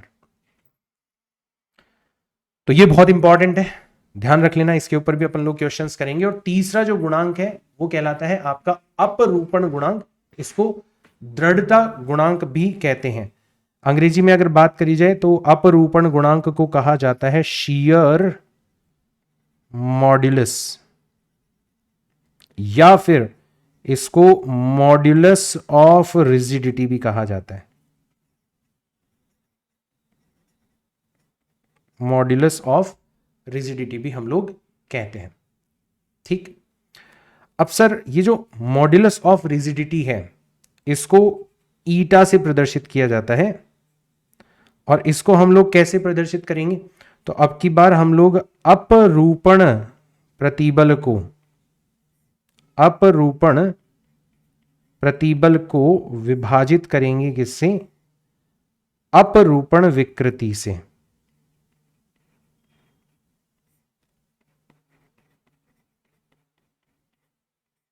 ठीक है, तो ये हमारा इसका डेफिनेशन हो जाएगा, ठीक है। तो सर ये तो चलो बहुत अच्छी चीज हो गई। अगर आप डायग्राम बना के बताना चाहोगे तो एक बार करता हूं मैं। डायग्राम भी क्यों ही बनाया, अपन अपने पास बना हुआ है। वैसे ऑलरेडी अपन इसका डायग्राम बना चुके हैं, बट ये थोड़ा सुंदर डायग्राम है तो इसी को उठा लेते हैं अपन।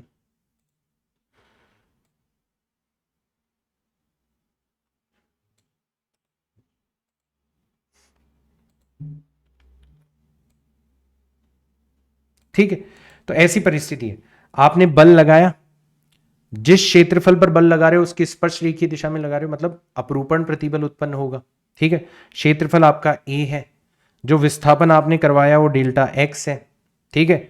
फाई यहां पर क्या है, मैंने बताया था फाई आप लिख सकते हो अपरूपण विकृति को, और एल यहां पर आपकी लंबाई है, मतलब जो ऊपर वाली सरफेस जिसको आप मूव करवा रहे हो उसमें, और जो नीचे वाली फिक्स है उसमें कितना परिवर्तन है, एल लंबाई का परिवर्तन है, ठीक है ना। तो आप इसको ऐसे भी लिख सकते हो कि जो ईटा होगा it can be defined as अपरूपण प्रतिबल, मतलब f divided by a divided by phi.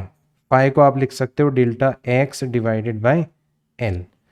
तो या तो इसको f into l divided by a into delta x लिखा जाए, ठीक है, या फिर इसको ऐसे भी लिखा जा सकता है एफ डिवाइडेड बाय ए गुणा फाई भी लिखा जा सकता है। दोनों तरीके से आप इसको लिख सकते हो। इसकी एक इंपॉर्टेंट एप्लीकेशन मैं आपको बताता हूं, ये थोड़ा सा अलग केस है। मान लो आपने एक तार लिया और आप तार को खींच रहे नहीं हो, अब की बार तार को मरोड़ रहे हो, तो मरोड़ने पर उसमें एक ऐंठन उत्पन्न हो जाती है, ठीक है। तो वो जो ऐंठन उत्पन्न होती है और उसकी वजह से जो ऐंठन कोण बनता है और जो अपरूपण कोण है, इन दोनों में कितना संबंध होगा, ये आप लोगों से कई बार पूछा जा सकता है, राइट। तो कुछ ऐसी परिस्थिति आपको दे रखी होगी। अगर मैं डायग्राम यूज करूं तो ये देखो कुछ ऐसी परिस्थिति बन रही होगी।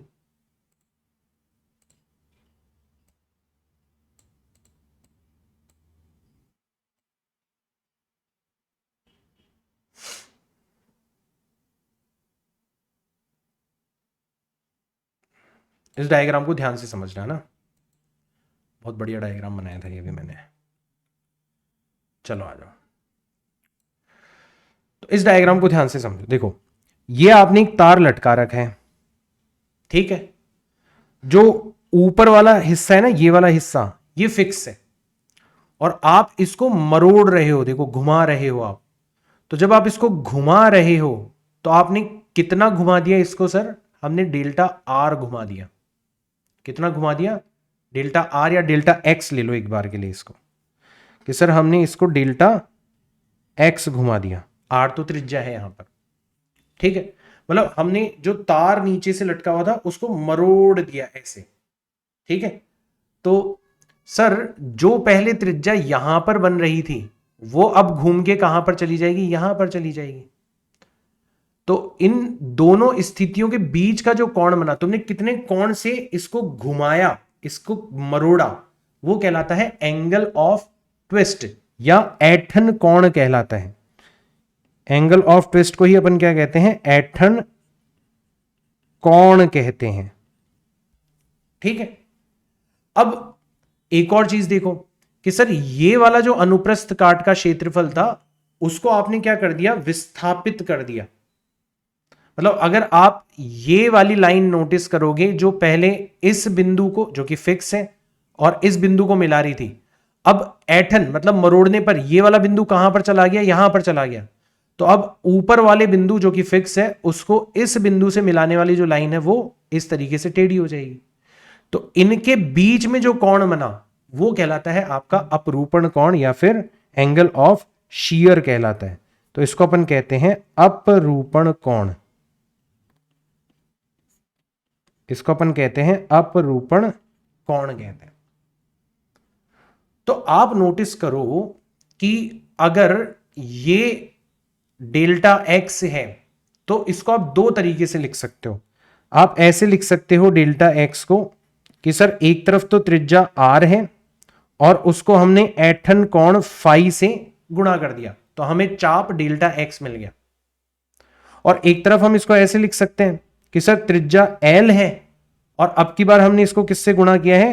अपरूपण कोण थीटा से गुणा किया, तो हमें चाप डेल्टा एक्स मिल गया। भाई ये भी तो एक तरीके का वृत्त हो गया ना, कि यहां से त्रिज्या आपकी एल बन रही है और आप इसको घुमा रहे हो, यहां तक लेके आ गए, ठीक है।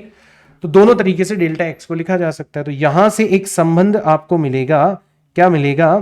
कि सर जो ऐंठन कोण होता है पाई और जो अपरूपण कोण होता है थीटा, इन दोनों का अनुपात लंबाई बटे त्रिज्या के अनुपात के बराबर होता है। कैसे याद रखोगे इसको? कि सर जो ऐंठन कोण होता है उसका अनुपात और सर जो अपरूपण कोण होता है, इन दोनों का अनुपात लंबाई बटे त्रिज्या के बराबर होता है। ये चीज आप लोगों को ध्यान में रख लेनी है। हालांकि this is not part of your syllabus, but हां ये एक क्वेश्चन के रूप में आप लोगों से पूछा जा सकता है। क्वेश्चन के रूप में आप लोगों से पूछा जा सकता है। सर और क्या पूछा जा सकता है? कि जब आप इसमें ऐंठन उत्पन्न करते हो तो अब की बार प्रत्यानयन बल नहीं, प्रत्यानयन बल आघूर्ण उत्पन्न होता है। अब की बार क्या उत्पन्न होता है?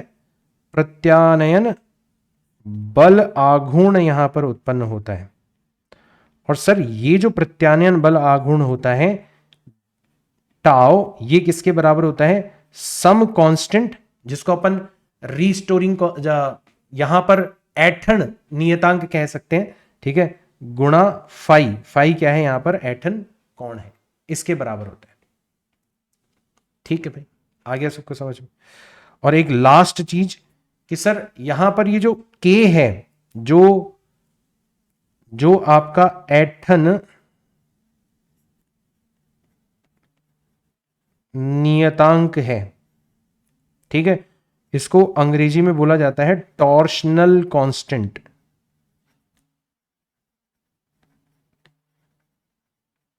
ठीक, ये जो नियतांक है कि ये खुद डायरेक्टली प्रोपोर्शनल होता है त्रिज्या की पावर 4 के और इनवर्सली प्रोपोर्शनल होता है लंबाई के। इतना ध्यान रख लेना आप तो बस केवल और केवल।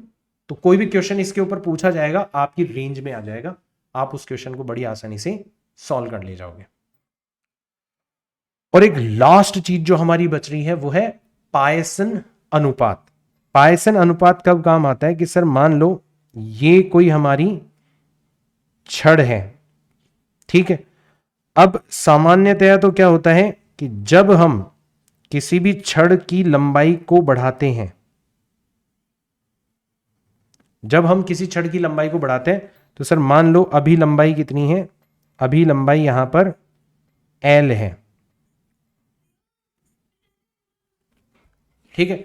अब हम क्या कर रहे हैं, इसकी लंबाई को बढ़ा रहे हैं, तो ये वाला जो हिस्सा है ये तो आपका फिक्स है,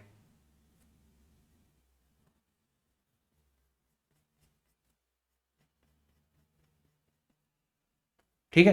तो एक तरफ से तो फिक्स है, तो एक तरफ अपन बल लगाकर क्या कर रहे हैं, इसकी लंबाई को बढ़ा रहे हैं। तो सर हमने नोटिस किया कि जैसे जैसे लंबाई बढ़ती है ना, जैसे जैसे लंबाई बढ़ती है, तो आप लंबाई तो बढ़ा दोगे, कोई दिक्कत नहीं है, वैसे वैसे आपकी मोटाई जो है ना तार की वो घट जाती है।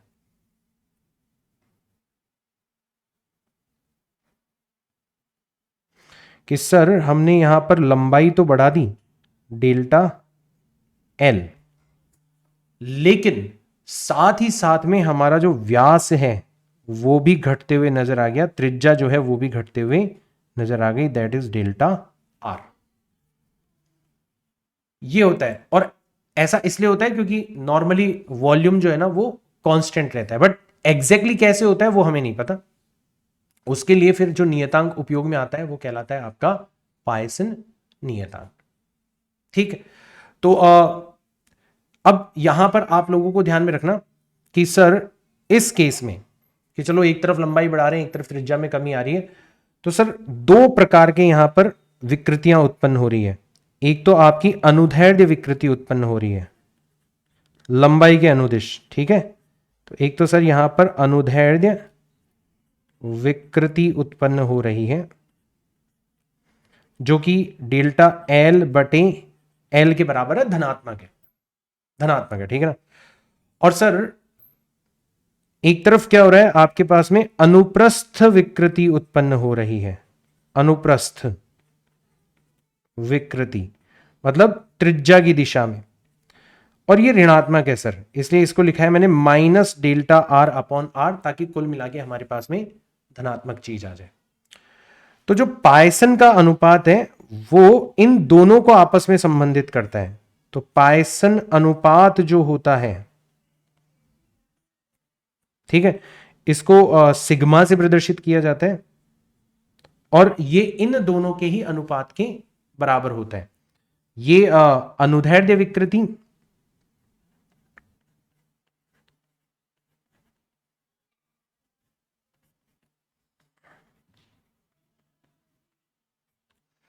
और अनुप्रस्थ विकृति के अनुपात के बराबर होता है। उल्टा लिखना है, ऊपर आएगा अनुप्रस्थ विकृति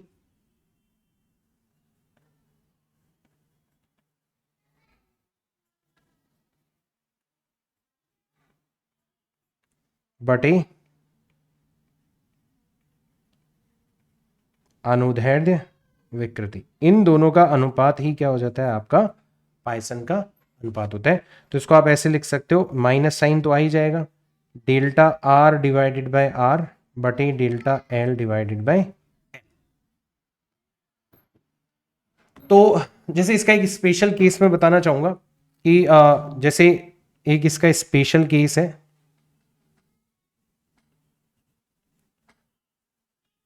कि सर मान लो हमारा जो घनत्व है वो पूरी की पूरी प्रोसेस में क्या रहता है, नियत रहता है, ठीक है। और जो आयतन है, आयतन वो भी इस पूरी की पूरी प्रोसेस में नियत बना रहता है, ठीक है। तो सर इस केस में क्या होगा, इस केस में हमें पता है कि पहले जो लंबाई थी L, ठीक है, और पहले जो क्षेत्रफल था पाई आर स्क्वायर, इन दोनों का गुणनफल क्या रहना चाहिए, नियत बने रहना चाहिए, नियत बने रहना चाहिए। इसका मतलब सर आर स्क्वायर जो होगा वो हो जाएगा नियत राशि, आयतन नियत बने रहना चाहिए, बटे पाई गुणा लंबाई L, मतलब ये इनवर्सली प्रोपोर्शनल हो जाएगा लंबाई L के, राइट। इसका मतलब सर अगर हम लिखना चाहें तो पावर आ जाएगी आगे, ये हो जाएगा delta R divided by R, कि सर इतना सापेक्षिक परिवर्तन होगा, और यहां पर लंबाई क्योंकि व्युत्क्रमानुपाती है तो minus delta L upon L। तो यहां से आप देख रहे हो कि minus delta R divided by R बटे delta L divided bye L, ये बन रहा है हमारा पाइसन का अनुपात, और ये कितना बन रहा है 1/2, दैट इज 0.5 बन रहा है। तो ये एक आइडियल केस हो गया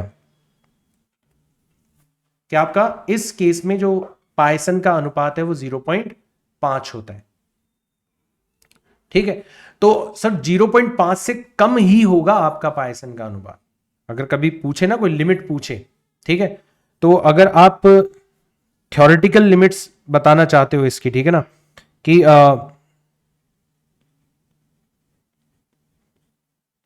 कि इसकी वैल्यू कहां से कहां तक हो सकती है, ठीक है। तो इसकी वैल्यू -1 से ज्यादा होगी और 0.5 से कम होगी, ये इसकी वैल्यू हो सकती है, ठीक है ना। लेकिन सामान्यतया अगर आप देखोगे, सामान्यतया जो पदार्थ आप लोग नोटिस करते हो, तो सामान्यतया जो सिग्मा होता है वो जीरो से, सामान्यतया 0 से बड़ा होता है और 0.5 से छोटा होता है सामान्यतः डे टू डे लाइफ में। बाकी हो सकती है -1 तक इसकी वैल्यू, ठीक। तो ये चीज आप लोगों को ध्यान में रखनी है, ये कहलाता है पाइसन का अनुपात। तो एक बार के लिए इसके सारे के सारे हथियार जो हैं चैप्टर के वो हमारे पास में आ चुके हैं, ठीक है। लेकिन फिर भी बहुत सारी चीजें ऐसी हैं जो कि सिर्फ आपको क्वेश्चंस के द्वारा समझाई जा सकती है। कुछ बहुत प्रैक्टिकल यूसेस भी हैं, हमने जो भी चीजें इस चैप्टर में पढ़ी है। जैसे आपने देखा होगा कि जब भी बीम्स वगैरह बनाई जाती है तो जो बीम का अनुप्रस्थ काट होता है वो अंग्रेजी के आई अक्षर से मिलता जुलता होता है। उसका कारण क्या है, उसका कारण क्या है, क्योंकि जब हम एक बीम बनाते हैं तो उसकी चौड़ाई और उसकी जो गहराई है दोनों हम इस प्रकार से लेते हैं ताकि हम कम से कम पदार्थ का यूज करके ज्यादा से ज्यादा मजबूती उत्पन्न कर पाए। तो बीम के खुद के ही भार की वजह से जो परिवर्तन आता है उसकी आकृति के अंदर, वो हम देखते हैं कि वो चौड़ाई के तो चलो ठीक है व्युत्क्रमानुपाती होता ही होता है, लेकिन वो गहराई जो है उसकी घात 3 के व्युत्क्रमानुपाती होता है। मतलब आप चौड़ाई को बढ़ाओ घटाओ कोई खास फर्क नहीं पड़ेगा, लेकिन अगर आपने गहराई बढ़ा दी तो फिर आप देखोगे बहुत कम आपको बीम के भार की वजह से उसके अंदर उसकी आकृति में परिवर्तन होता हुआ नजर आएगा, मतलब बीम मजबूत हो जाएगी आपकी। तो हम चाहेंगे कि जब भी हम बीम बनाए तो गहराई ज्यादा से ज्यादा रखी जाए। अब ज्यादा से ज्यादा रखी जाए तो ज्यादा पदार्थ यूज होगा। तो हम क्या करते हैं, हम ऐसे करते हैं कि जब भी हम बीम बनाते हैं तो इस प्रकार की बीम बनाते हैं कि ऐसी कि सर चौड़ाई जो है वो तो चलो ठीक है ठीक ठाक रख ली हमने, ठीक है, और तो ऊपर चौड़ाई अच्छी खासी दिखाई देगी। अब बीच में हमें गहराई तो बढ़ानी थी, तो बीच में हमने क्या करा, इसको आई शेप में परिवर्तित कर दिया ताकि हमारा कम पदार्थ यूज हो। भाई हमें तो ऊपर चौड़ाई रखनी है नीचे चौड़ाई रखनी है, बीच में किसको फर्क पड़ता है, किसी को फर्क ही नहीं पड़ता। तो ऐसे हमने रखा इसको और इस प्रकार से हमने जो गहराई है वो बढ़ा दी इसकी, ठीक है, और ऐसी आई शेप में हम लोगों ने इस बीम का निर्माण किया। ठीक है, आई शेप में इस बीम का हम लोग निर्माण करते हैं। तो क्यों ऐसा होता है वो अब आपको अच्छे से समझ में आ चुका है कि सर ये आई शेप से मिलती जुलती क्यों होती है, ताकि इस बीम में जो झुलाव आता है वो कम से कम आए। हमने यहां पर गहराई काफी ज्यादा ले ली ना भाई, ये जो चीज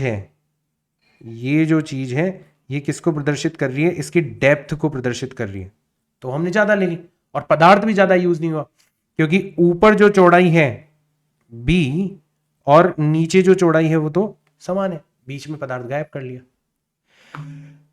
तो दोनों काम हो गए, पदार्थ भी कम यूज हुआ, लोहा भी कम लगा, गहराई भी बढ़ गई, चौड़ाई भी उतनी की उतनी है, तो हम एक मजबूत बीम बना पाते हैं अगर हम आई शेप के अंदर बीम बनाते हैं। तो सर सबसे ऊंचा पहाड़ माउंट एवरेस्ट, उसकी ऊंचाई 8,000 8,500 मीटर ही क्यों है?